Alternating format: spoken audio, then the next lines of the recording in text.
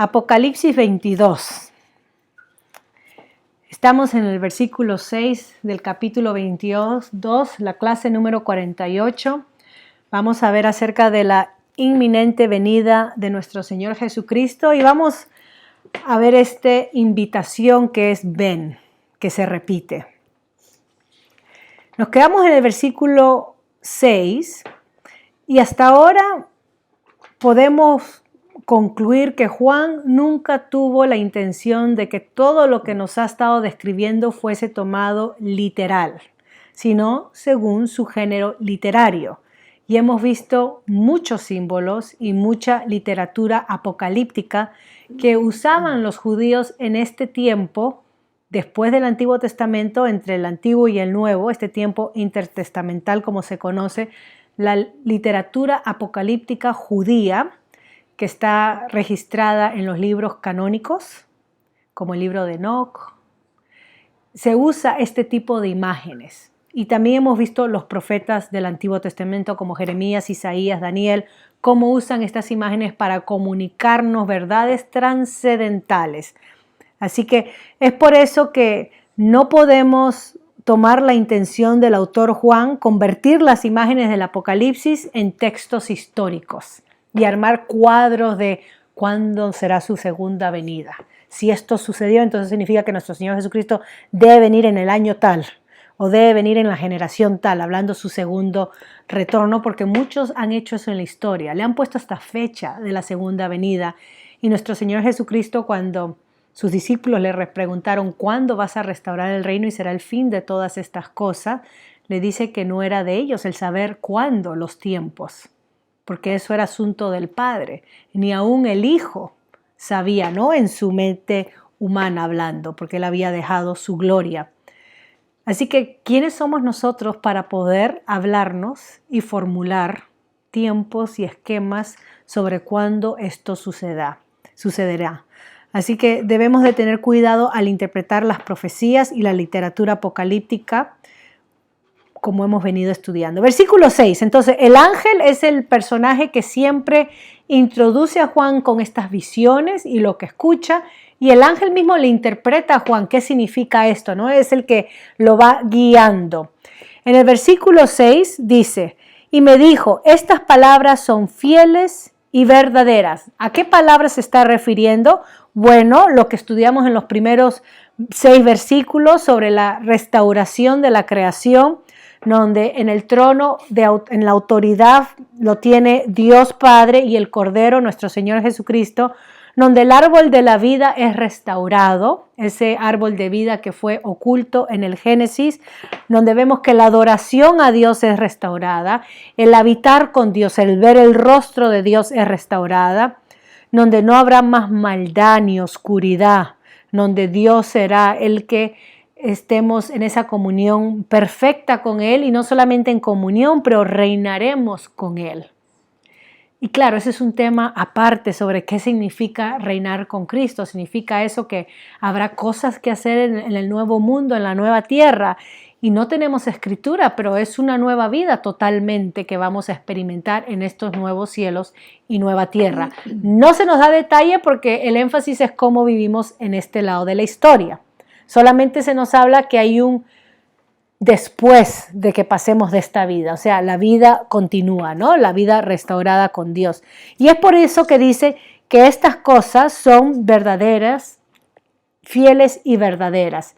Y esto está hablando de que Dios es justo y verdadero y podemos tener confianza en estas palabras. Hay seguridad. Ahora miren lo que dice, el Señor, el Dios de los espíritus de los profetas.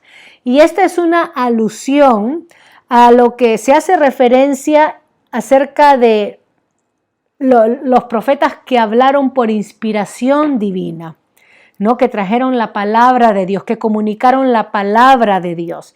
Dios habló en el pasado, como dice el libro de Hebreos, a través de sus profetas y apóstoles. Entonces ese es el espíritu que Dios comunicó a sus profetas para darnos revelación, el mensaje. Y la última revelación que tenemos es esta, la que nuestro Señor Jesucristo le manifiesta a Juan acerca de qué va a pasar con aquellos creyentes que mueren y no experimentan la justicia en esta tierra porque son perseguidos, martirizados, y vemos que Dios va a dar verdadera justicia porque ellos reinarán y no es que pobrecitos ya murieron, ¿qué vamos a hacer? Pero hay toda una realidad entera que hemos estado estudiando. Así que Dios ha estado comunicando y comunicó a través de los profetas. El último que trajo el mensaje fue nuestro Señor Jesucristo, como lo dijo Hebreos. Y en estos últimos tiempos nos ha hablado a través del Hijo. Después de Jesús ya no hay más profetas. La Biblia menciona a aquellos que se levantan para dar nueva revelación como falsos maestros o falsos profetas que tratan de torcer o traer otro mensaje nuevo para distraer del mensaje original que Dios nos dio. Así que no hay el oficio del profeta que uno pueda decir, mira, acá Dios trajo y nos está dando una revelación nueva, porque ya todo lo que tenemos está escrito en la palabra de Dios. Ahora, muchos dicen, ya, pero el don de la profecía. Bueno, esa es otra cosa. El don de la profecía, cuando habla 1 Corintios 14, que es para exhortación, y tiene que ver que el don de profecía es aquel que exhorta desde la palabra de Dios. O sea, que exhorta de lo que ya ha sido recibido y no es alguien que se para y dice, el Señor me ha dicho, y acá comienza a recibir revelación nueva y a darla. No, aquel que tiene el don de profecía es aquel que exhorta lo que ha recibido a través de la palabra de Dios. Entonces, en ese sentido, hay un don de profecía que se puede poner en paralelo con el don de exhortación, predicación, de enseñanza, porque está hablando a través de la autoridad, que es la palabra de Dios, a diferencia de decir, yo soy la autoridad y escúchenme porque acá vengo con el nuevo mensaje. ¿Okay? Eso es falso. Y es por eso nuestro Señor Jesucristo, en el discurso del Olivet, en Mateo 24, habla que vendrán muchos Cristos en mi nombre. Muchos dirán y no le crean, allá está el Mesías, allá está el Cristo, no le crean, porque pasará. Entonces comienza a hablar de cómo Jerusalén, la tierra, iba a experimentar este tumulto. Ok, ha enviado entonces el Espíritu y ha enviado su ángel para que les muestres a los siervos lo que pronto tiene que suceder. Ese pronto tiene que suceder resonaba con el primer siglo. Pronto va a suceder esto. No es que Dios se olvidó del reloj y han pasado 2000 y pico de años y todavía no está sucediendo. ¿Okay? Recuerden que parte de lo que escribió Juan en el primer siglo se refería a la destrucción del templo de Jerusalén. Pero ahí no queda, porque eso apunta a un final castigo o juicio. ¿Okay? Nosotros no creemos que ahí se acabó, entonces en nada nos ayuda este libro de Apocalipsis, porque ya se cumplió, ya pasó, no tiene nada que ver con nosotros. Hemos visto que no es así. Y entonces la palabra de vengo pronto, el versículo 7, ¿quién está hablando? Este es el mismo Jesús, ¿no? que menciona al principio del capítulo 1. Él les está confirmando que Él va a venir pronto en juicio. Él viene pronto en juicio, a traer el justo juicio de Dios, porque Dios es el que venía sobre las nubes a traer el juicio. Tenemos la bienaventuranza, dichoso, esa es la bienaventuranza feliz. ¿Okay?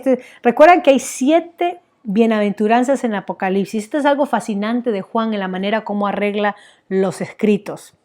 En el Evangelio de Juan, y esta es una evidencia a mi entender, porque fue el apóstol Juan quien escribió el Apocalipsis, en el Evangelio de Juan tenemos los 7 yo soy de Jesucristo.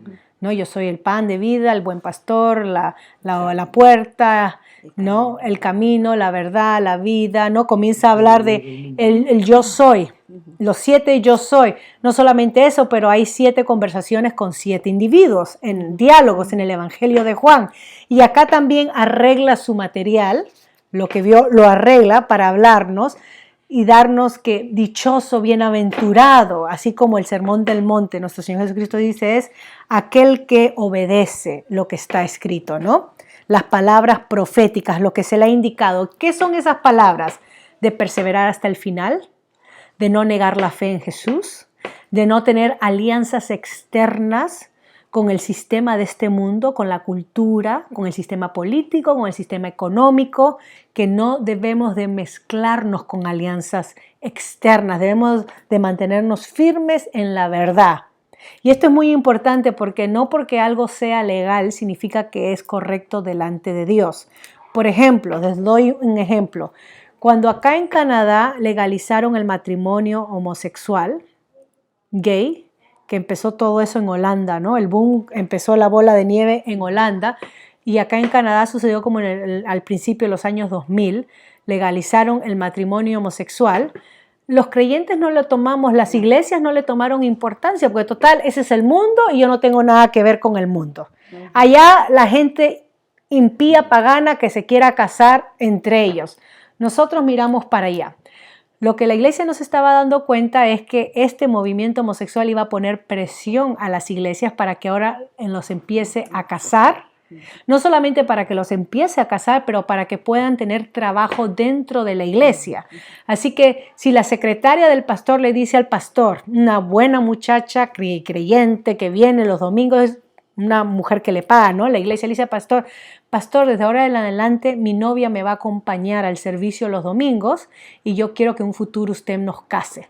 El pastor no puede sacarla del trabajo de secretaria porque ella se pudiera quejar bajo discriminación. Discriminación porque está trabajando y acá entonces la iglesia se encuentra en una situación entre la espada y la pared. ¿Por qué? Porque hizo caso omiso. Cuando debimos de hablar no hablamos porque pensamos es el mundo que se pierda y ahora entonces viene esto a la iglesia, no solamente eso, pero ahora la identidad de género y todo eso, así que saben que ya hay, hablando de Biblias, que has estado en este proceso de buscar Biblias, ahora hay una Biblia en donde se ha quitado el masculino y el femenino. Sí, es una Biblia de lenguaje, lenguaje, como se dice, abierto, ¿no? Que el que la lee, si uno que la lee no se identifica con ninguno de los dos sexos, no se sienta ofendido al leer la Biblia.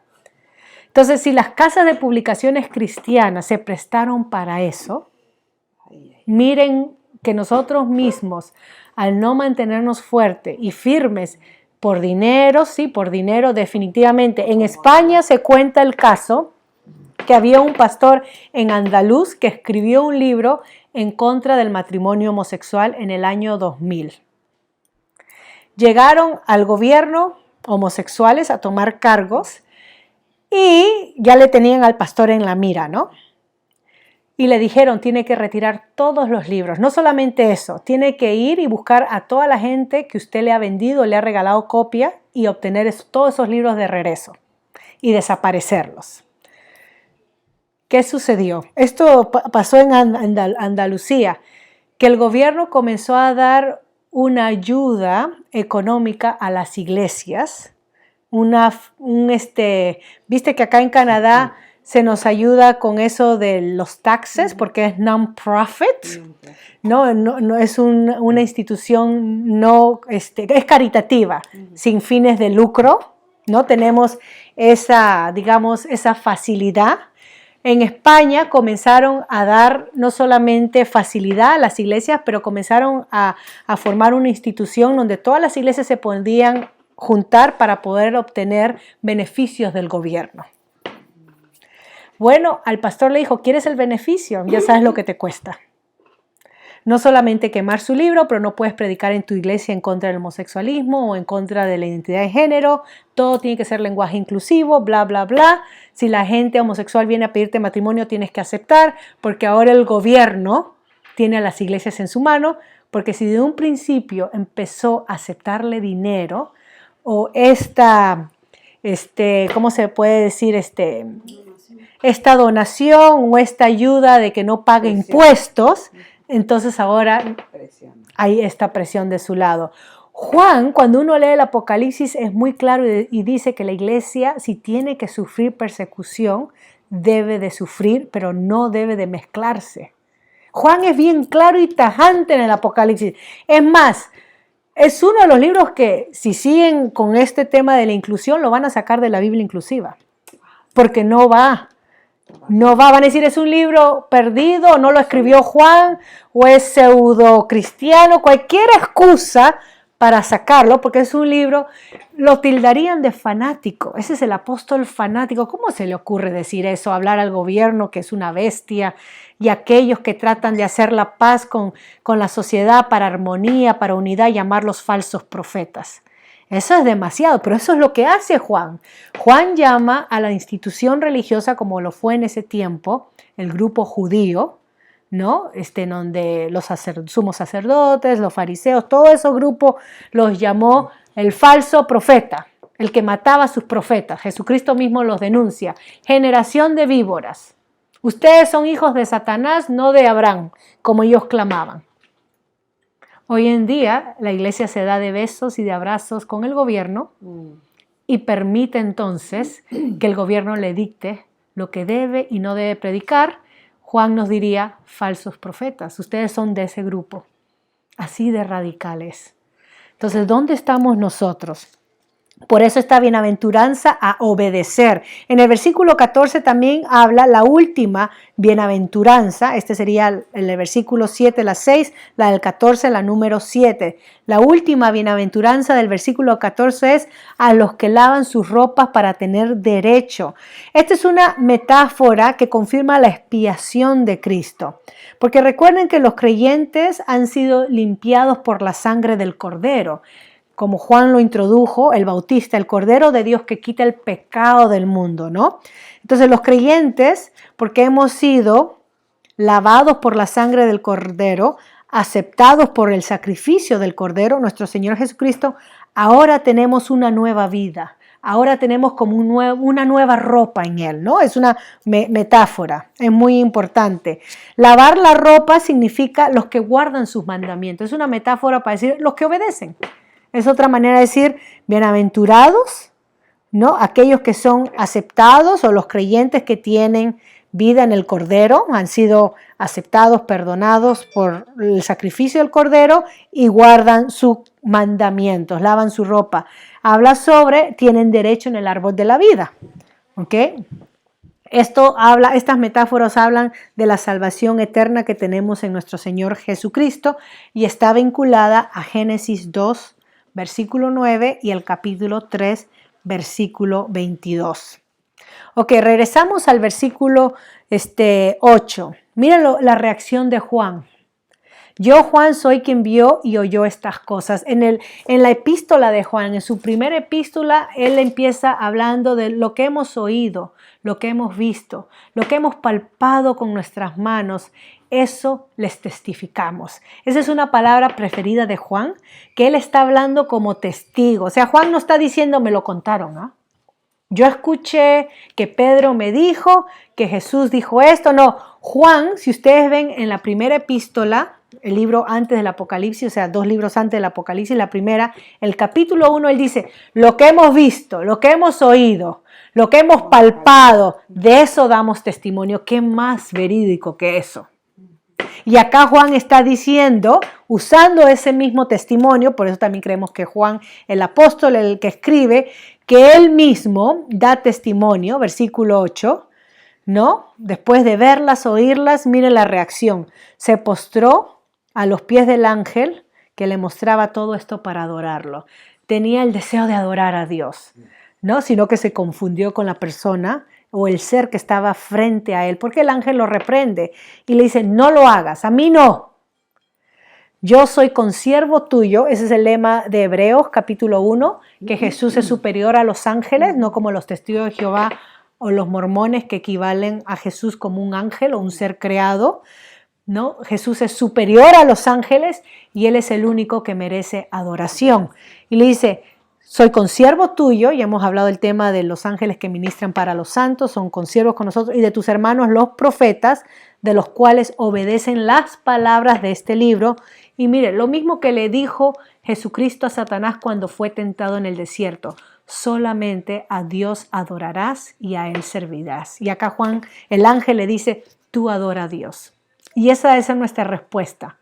Cuando alguien quiera que lo adoremos, solamente a Dios debemos de dar nuestra adoración. Ningún ser humano, ni un ser creado, ni nada debe de robar la adoración de Dios. Dios es el único que merece adoración. Versículo 10.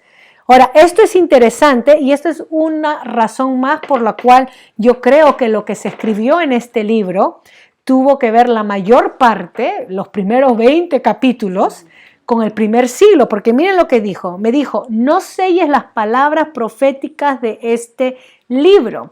Ahora, ¿por qué esto es importante? Porque en el libro de Daniel, cuando a Daniel se le dio la visión de las 70 semanas, el anciano de últimos días que he estado mencionando en el capítulo 7 de Daniel, si ustedes lo leen y lo siguen, por cuestiones de tiempo no voy a ir ahí, pero en el capítulo 8, cuando llegamos al capítulo 8 de Daniel, voy a leer un versículo y de ahí salto al capítulo 12 de Daniel, vamos a ir, versículo 4 y 9. Vamos a Daniel, capítulo 8.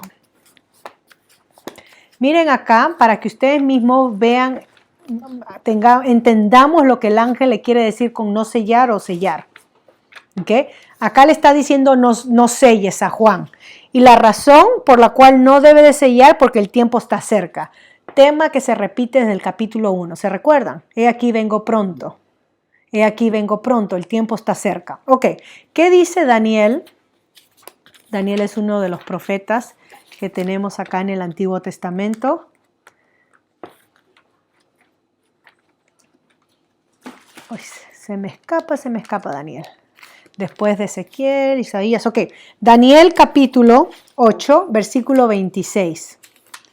Y esta versión que voy a leer es la nueva versión internacional. 8:26 dice así.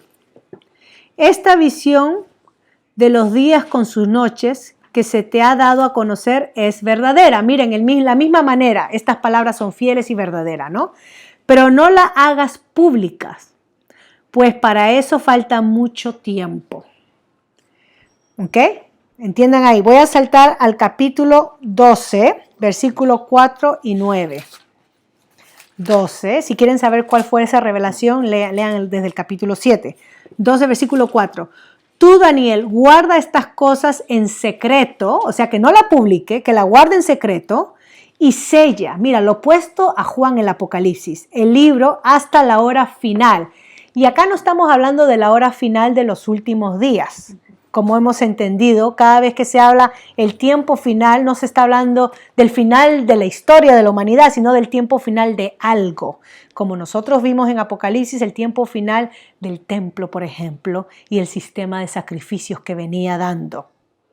Y que cuando estudiamos el libro de Hebreos, era necesario que el autor del libro de Hebreos, le diga a los creyentes, porque lo escribió antes de que el templo sea destruido, muchos creyentes estaban regresando al judaísmo. Porque veían, bueno, Jesucristo murió por nosotros, ok, pero el templo sigue paradito y el sistema de sacrificio y muchos estaban regresando.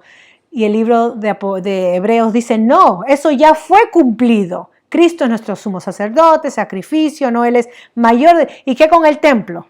¿Por qué sigue el templo? Hasta que fue destruido en el año 70. Así que el libro de Hebreos fue escrito antes. Entonces, Apocalipsis acá va.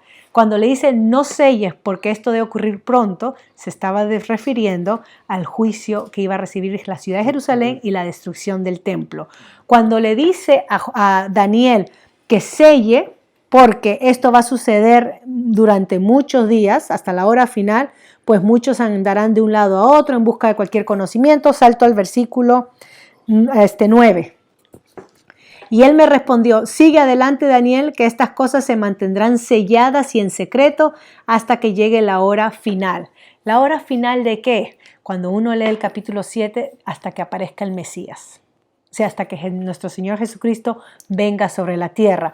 ¿Cuánto tiempo faltaba desde el libro de Daniel hasta que llegue, o sea, desde que Daniel recibió esto hasta que llegue nuestro Señor Jesucristo? 400 y pico de años.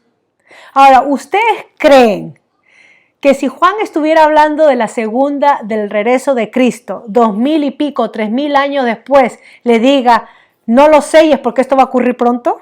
No va con el lenguaje bíblico. Si a Daniel le dice sella porque esto ocurrirá en muchos días, y se refirió a 400 años porque podemos sacar ahora el orden cronológico cuando vino nuestro Señor Jesucristo, Y a Juan el ángel le dice, no lo selles porque esto va a ocurrir pronto. Pronto significa menos de 400 años, menos de 2000 años. Y es por eso que estamos apuntando al juicio de Jerusalén de Mateo 24, cuando no quedará piedra sobre piedra, que nuestro Señor Jesucristo habló, la destrucción del templo. ¿Okay? Entonces esa fue la venida de nuestro Señor Jesucristo. ¿Significa eso que no habrá una segunda venida en la consumación de las cosas? Claro que no. Por esto este capítulo 22 nos dice, después de que todo esto suceda, entonces, ¿ok?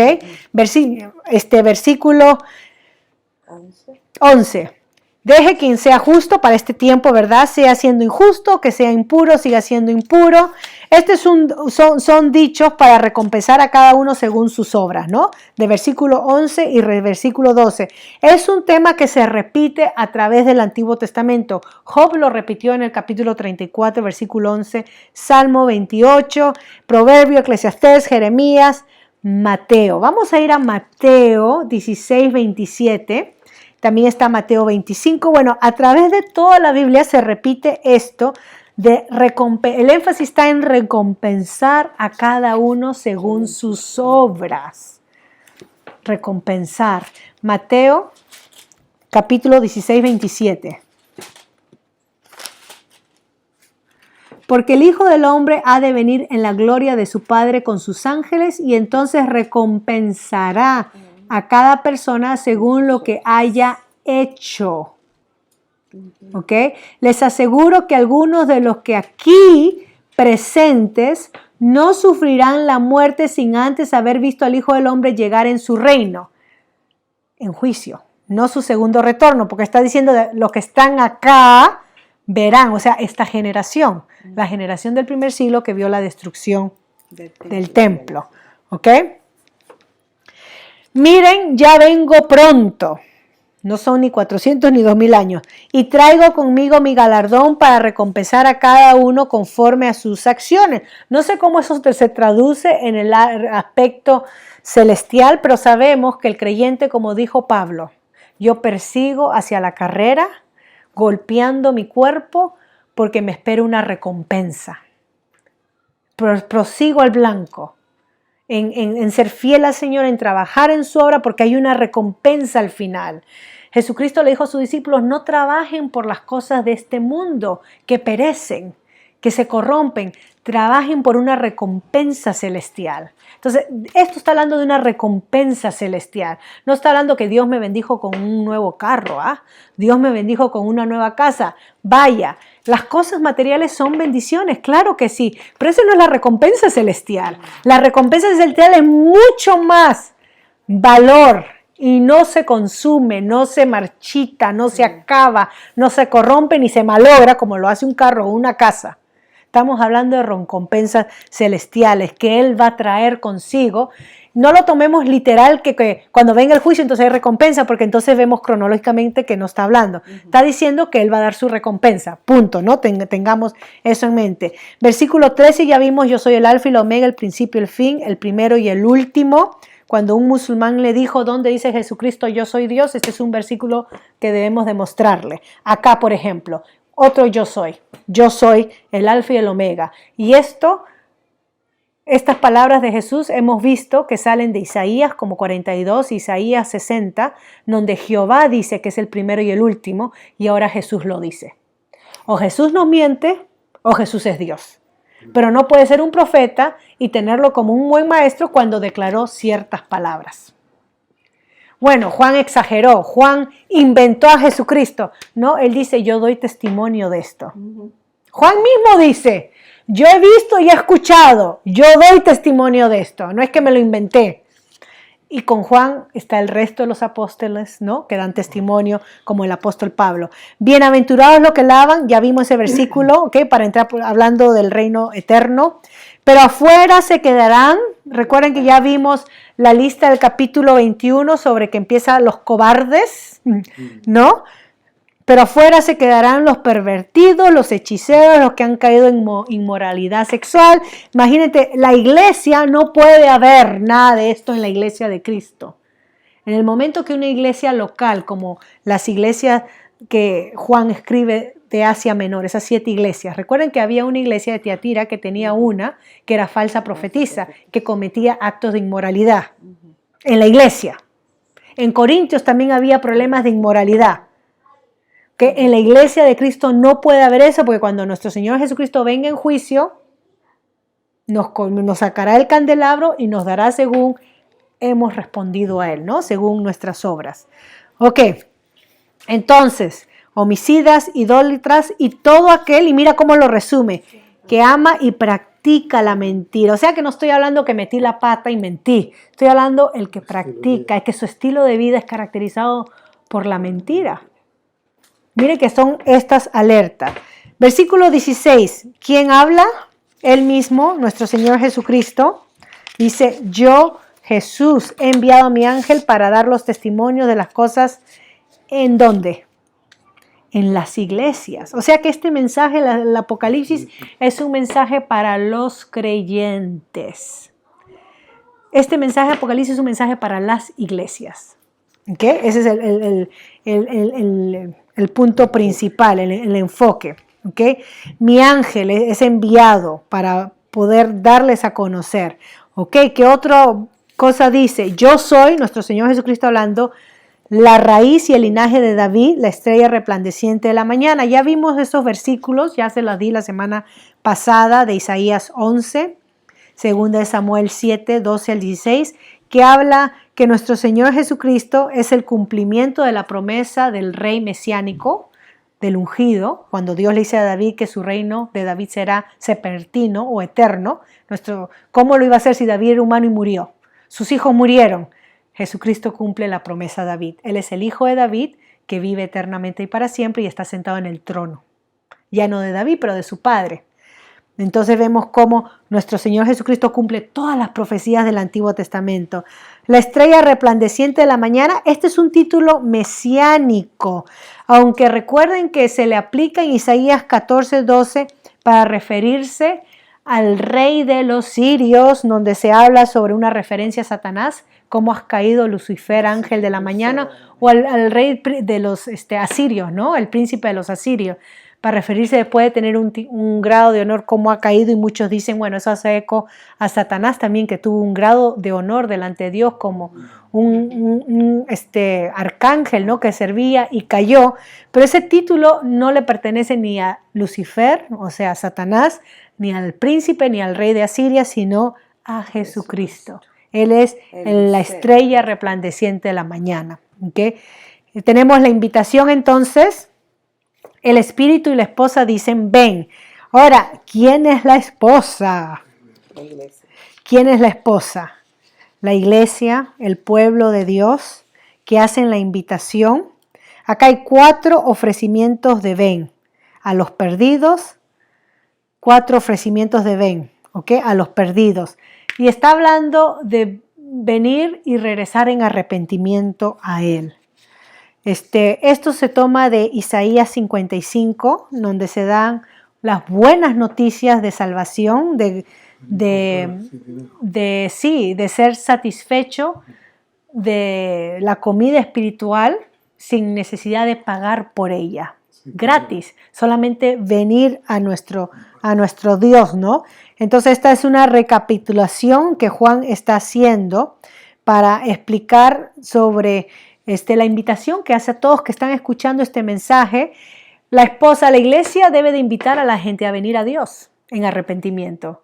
Así como Dios nos invitó a nosotros a través de su Santo Espíritu a venir a Él en arrepentimiento, nosotros somos voceros del mismo mensaje. Entonces, ven, el que oiga diga, ven, y el que desee que venga, y el que quiera que tome gratuitamente del agua de la vida, ¿no? Hablando de la salvación.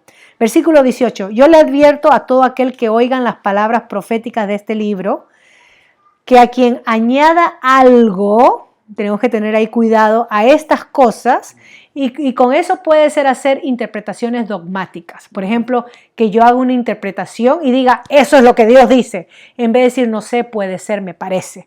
Es mi opinión personal, pero que yo diga, va a haber 3 años de periodo con el diablo hace pacto con Israel, porque después el rapto y esa es palabra de Dios. No, esa es una teoría. no es palabra de Dios. Pero si yo la enseño como dogma, puedo caer en falsa enseñanza. Hay que tener cuidado. Entonces, en las cosas que no están claras, yo no puedo dogmatizar y decir, así dice Dios. No, debo de dogmatizar las cosas claras. ¿Cómo qué? El juicio, no hacer alianza. Esos son claros en Apocalipsis. El papel de la iglesia, si sufro, ¿qué debo de hacer? No, son cosas claras. Mantenerme puro, no ser fiel hasta la muerte, cosas claras. Pero yo sacar un orden cronológico de 7 años con el anticristo va a reinar, después viene el milenio, después la segunda venida. ¿Lo han visto hasta ahora en el libro? ¿Han visto alguna cronología del rapto, la venida? Es esa interpretación que se impone al texto. Y esa interpretación tenemos que tener cuidado porque no debemos dogmatizarla como esto es lo que Dios dice, porque no lo dice. Seamos honestos en nuestra interpretación bíblica. Y miren la advertencia. Es la misma que encontramos en Deuteronomio al cerrar el Pentateuco de Moisés, que no se debe de añadir ni quitar de las palabras de este libro profético, porque son fieles y verdaderas, porque son tal como Dios las dio. Dios le quitará su parte del libro de la vida. Esto es serio, ¿ok? Esto es serio sobre las consecuencias de jugar con el mensaje de Dios, de menospreciar, cambiar, distorsionar, etcétera, etcétera, etcétera. ¿Ok? Es serio. Y a quien quite algo de las... Ok, ya lo dice. Versículo 20. El que da testimonio de estas cosas, Juan, dice... Jesucristo en este caso. El que da testimonio de estas cosas dice, ciertamente vengo pronto. Amén. Ven, Señor Jesús, que es la palabra Maranata, ¿no? Viene pronto. Viene pronto en juicio sobre Jerusalén y el primer siglo, por eso no debe de sellar Juan las palabras de esta profecía. Y viene pronto para recogernos y traer fin a esta historia. O sea que ahí vemos la venida en juicio y la venida en juicio final, ¿no? Eco que hace en juicio final. La palabra es Maranata, que significa dos cosas. Esto es interesante. Nuestro Señor ha venido o nuestro Señor ven. ¿Ok? Según el contexto, acá quiere tratar de decirnos como lo que cuando celebramos la Santa Cena, terminamos porque celebramos recordando su segunda venida o apuntando a su segunda venida y debemos de terminar la Santa Cena diciendo, ven Señor Jesús pronto, te esperamos. Así como viniste en el pasado en juicio, ven en tu juicio final. ¿No? Ven en tu juicio final. Ok, que la gracia del Señor Jesucristo, y acá vemos que es una carta que termina porque... termina con el despido, ¿no? La salutación final, que es la despedida, que la gracia del Señor Jesucristo sea con todos. Amén. Y así termina el libro, la epístola, la carta del Apocalipsis, que está llena de símbolos, no misterios, símbolos, porque si Juan pudo decir que tenga entendimiento, calcula el número de la bestia y entienda, es porque sus primeros oidores, audiencia, pudo identificar a la bestia de su tiempo, César Nerón. César Nerón. Y con eso nosotros hemos visto, bueno, ¿será que ya no hay más bestia? No, que las bestias son, como hemos visto Daniel, todo aquel gobierno que se levanta totalitario y clama exclusividad o alianza propia, como lo vemos en los gobiernos de estos mundos. ¿Okay? Entonces, esos vendrían a ser bestias de nuestros tiempos. En el tiempo de Juan, los emperadores como César Nerón. ¿Okay? Entonces, así lo interpretamos. Voy a parar ahí. Ahí termina la conclusión del Apocalipsis. A las personas que están escuchando, siempre sería bueno decirle que se suscriban y que hagan comentarios o preguntas, porque muchos de los comentarios y preguntas que hacemos no lo grabo. Y nosotros nos aclaramos un poco, pero quizás la gente se queda en el aire y no es la intención, ¿no? Y es por eso que siempre es importante que escriban o hagan sus comentarios y preguntas. Pero terminamos entonces con Apocalipsis, que la gracia del Señor Jesucristo sea con todos. Amén.